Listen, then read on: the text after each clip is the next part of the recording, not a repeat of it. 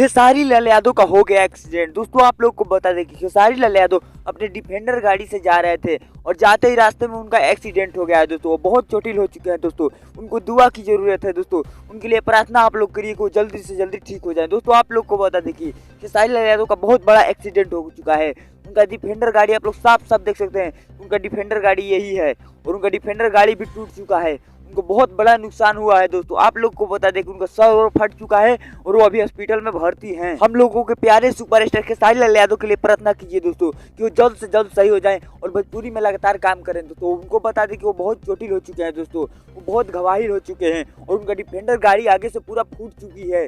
और आप लोग को बता दें कि डिफेंडर गाड़ी ही नहीं और पीछे 3 गाड़ी उनकी काफिला पूरी आ रही थी, पीछे की 3 गाड़ी लड़के टूट चुकी हैं। दोस्तों आप लोग को पता था कि खेसारी लाल यादव के आदमी भी घायल हो चुके हैं। दोस्तों आप लोग को पता था कि खेसारी लाल यादव ही नहीं, उनके टीम मेंबर भी घायल हो चुके हैं। दोस्तों और उनके टीम मेंबर बहुत लोग घायल हो चुके हैं, वो भी लोग भी हॉस्पिटल में भर्ती हैं खेसारी लाल यादव के साथ।